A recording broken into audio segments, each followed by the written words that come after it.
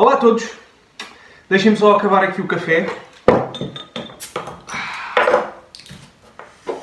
Cafezinho para acordar. Claro que é café, mas não é bem daqueles que se tiram da máquina. É um bom isotónico, sempre com moderação. Nunca bebam mais do que uma de cada vez. Ok?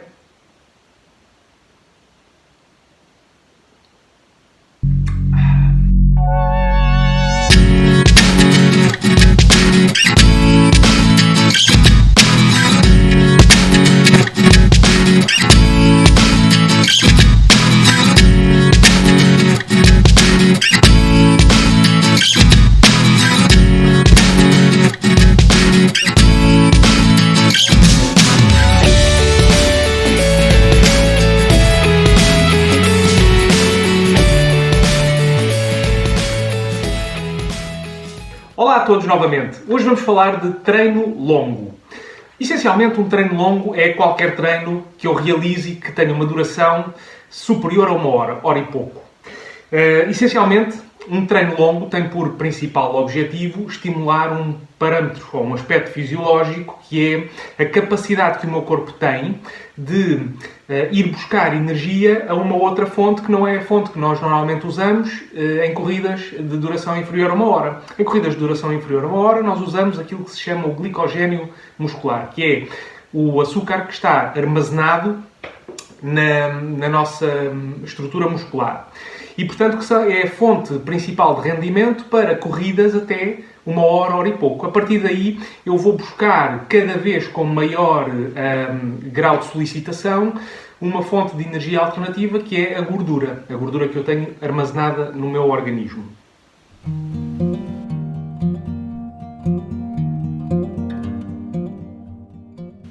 Qual é que é o treino que eu devo fazer, treino longo, entenda-se, para cada tipo de distância para que eu me estou a preparar?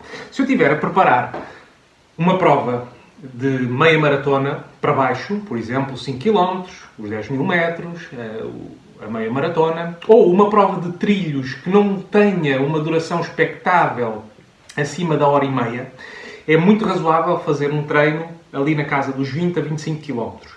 Dependendo do meu estado de forma, naturalmente, eu posso demorar mais ou menos tempo a realizar estes 20 a 25 km. Mas eu diria que, como regra, cerca de 80 a 90 minutos de treino longo. Portanto, os atletas mais experientes farão, por exemplo, 80 minutos, farão 20 km. Atletas menos experientes, se calhar, vão demorar 1 hora e 40, 1 hora e 45 a fazer o seu treino longo para provas abaixo da meia maratona, inclusive.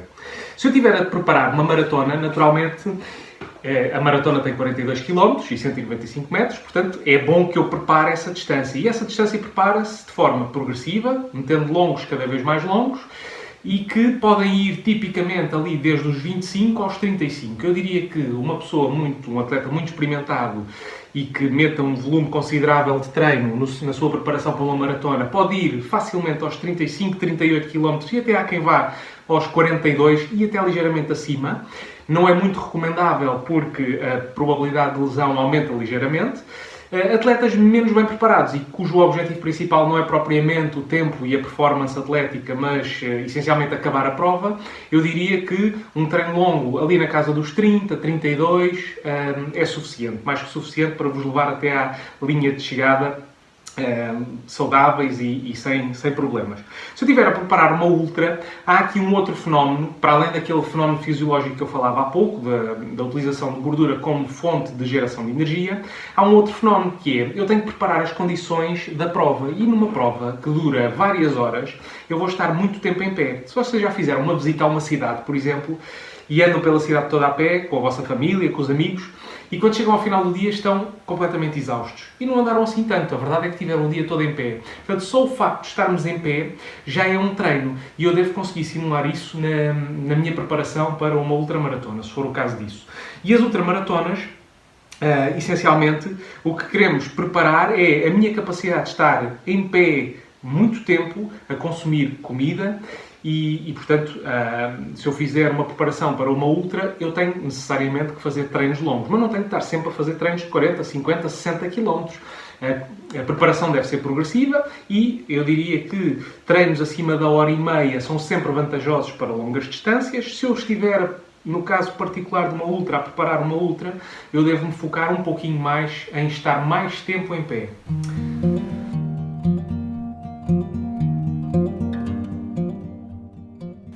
Ora, que formas é que eu tenho para realizar o meu treino longo?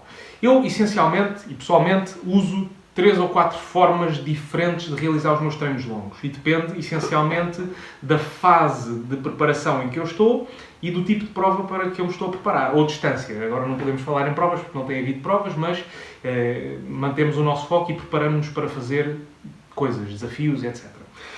Eu uso, por exemplo, uma das formas de realizar os treinos longos é fazê-los lentos, portanto, easy running. O easy running, há aqui um vídeo que eu tenho no canal sobre easy running, tem vários benefícios. Um deles, e talvez o principal, é que aumenta o número de mitocôndrias, que são as chamadas células geradoras de energia dos músculos. E, portanto, eu quando corro de forma lenta, aumento e estimulo a produção de mitocôndrias e, por outro lado, tenho uma probabilidade menor de me lesionar. Por outro lado, estou a estimular mais, de forma mais intensa, aquele fenómeno fisiológico que falava há pouco da utilização da gordura como principal fonte geradora de energia. Outra forma de realizar o treino longo é fazê-lo de forma progressiva. É comum fazer um treino, por exemplo, de 25 ou 30 km, em que eu começo a 4h30, imaginem, por suposição, que eu faço uma maratona em 2 horas e 50, que significa um ritmo médio de 4 minutos e 2 segundos, 3 segundos por quilómetro. Na preparação para lá chegar, eu faço, por exemplo, um treino longo, começa nos 4 minutos e 30 por segundo e vou progredindo ao longo dessa sessão de treino até aos 4, eventualmente até aos 3,50, 3,40 por quilómetro. Isto significa o quê? Para já, eu só vou chegar à corrida mais rápida depois de ter aquecido muito bem. Para além disso, o treino progressivo permite-me tranquilamente ir progredindo e adaptando as minhas estruturas musculares e flexibilizando-as ao longo da sessão de treino até que chego ao ritmo da maratona. Vou passar uma parte considerável do treino a correr ao ritmo da maratona, que me interessa, e também uma parte considerável a correr mais depressa do que o meu ritmo da maratona. Eu estou a dar o exemplo da maratona porque mas podia dar o exemplo de outra distância qualquer. E por outro lado, também vou correr mais depressa do que o meu ritmo da maratona, o que é importante na fase final de uma prova em que eu quero dar o kick final ali a 2, 3 km da meta e devo preparar isso e devo ter a capacidade de o fazer. Outra forma de realizar o meu treino longo é fazer uma prova. Por exemplo, uma preparação para uma meia maratona, é comum fazer-se uma distância inferior. Para quê? Para estimular outros parâmetros fisiológicos, para aferir qual é que é a expectativa que eu tenho para realizar a minha prova no futuro. Por outro lado, posso simplesmente testar o meu ritmo de prova. Se eu vou fazer uma maratona, por suposição, eu posso começar o meu treino, por exemplo, com 10 km muito fáceis, só de aquecimento. Depois faço um segmento de 5 km ao ritmo da maratona. Depois faço mais 5 ou 10 km, mais uma vez, de forma tranquila, easy. Aqui já são 25. E depois termino com mais 5 ao ritmo da maratona e mais outros 5 só para fazer o meu retorno à calma. Portanto, são cerca de 35 km em que eu meti 10 km de grande qualidade a correr ao ritmo da maratona. Finalmente, uma outra forma de realizar os vossos treinos longos pode ser fazer treinos ditos back-to-back. Fazer um treino longo num dia e no dia seguinte fazer novamente um treino longo. Por exemplo, hoje é sábado, fiz um treino longo no plano, cerca de 2 horas e meia, 30 km, ligeiramente abaixo dos 5 minutos por quilómetro, e amanhã vou fazer outros 30 km na serra. Portanto, isto dá-me a possibilidade, atenção que eu estou a preparar uma prova longa, o SICO, os 111 km do SICO, e portanto tenho que prepará-la com treinos muito longos e fazendo este tipo de dinâmicas. Notem que a alternativa seria fazer uma sessão única de 60 km. Portanto, eu decidi partir essa sessão em duas e, essencialmente, eu tenho uma probabilidade menor de me lesionar, dou ao meu organismo a capacidade de se recuperar de um dia para o outro e, tipicamente, o que eu faço nestas sessões é, o primeiro dia eu corro ligeiramente mais depressa e, tipicamente, em plano, pode ser estrada ou não, e depois no segundo dia consecutivo, eu meto-lhe um treino igualmente longo, mas nos trilhos. Tipicamente, estes treinos são usados para preparar provas muito longas. Eu também os uso na preparação para uma maratona, mas essencialmente eu faço recurso a este tipo de dinâmica para ultramaratonas, em que tipicamente são corridas na montanha e em distâncias muito longas.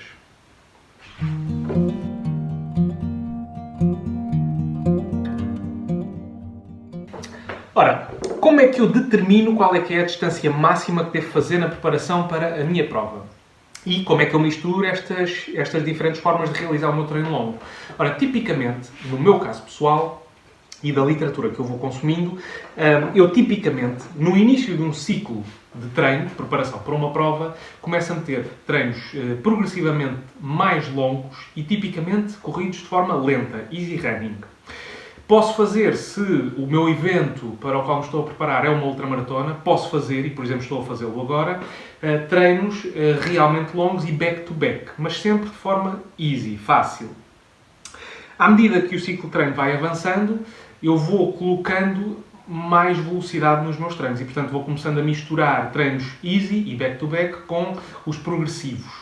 Eventualmente, se conseguir, neste momento não conseguimos ter provas, mas se conseguir registar-me para uma prova e ir fazer, por exemplo, uma meia maratona na preparação para uma maratona, ou uma corrida de 10 km, ou mesmo uma maratona numa preparação para uma outra maratona, se eu conseguir fazer isso ali a um mês ou um mês e meio da prova, eu tipicamente faço para, por um lado, meter mais velocidade, acaba por ser um treino de qualidade, e para aferir qual é que deve ser a minha expectativa quando daí por um mês ou um mês e meio vier a participar na minha prova-chave e vou ter uma percepção da condição física que tenho nessa altura.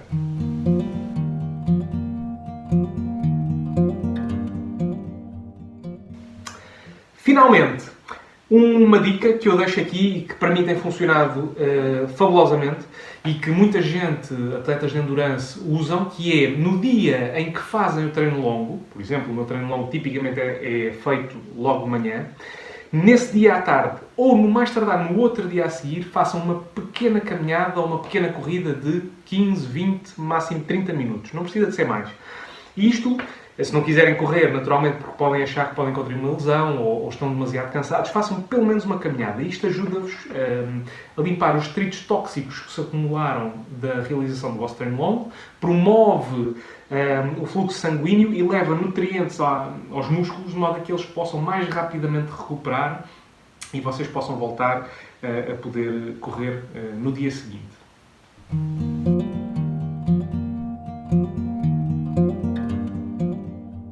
Ora, então em jeito de resumo, o treino longo tem um objetivo muito concreto, que é o de estimular a utilização da gordura como fonte principal de geração de energia.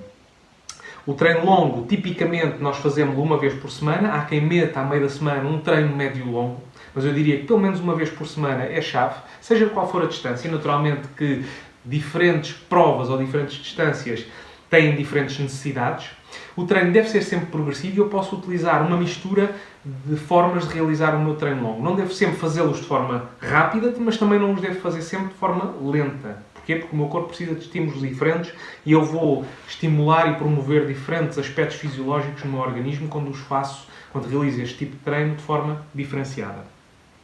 Aproveitem estes dias em que tipicamente o ritmo é mais lento para desfrutar da paisagem, para meter a conversa em dia com um amigo ou simplesmente para ir ouvir um podcast ou ir a pensar na vida. É uma altura em que estamos mais tempo em cima das pernas e que podemos tirar o melhor partido daquilo que mais gostamos de fazer, que é correr. Já sabem, como sempre, se gostaram deste vídeo, subscrevam o canal. E até lá, mantenham-se a treinar, saudáveis, ativos e motivados. Um abraço. Deixem-me só acabar o meu café. Um abraço.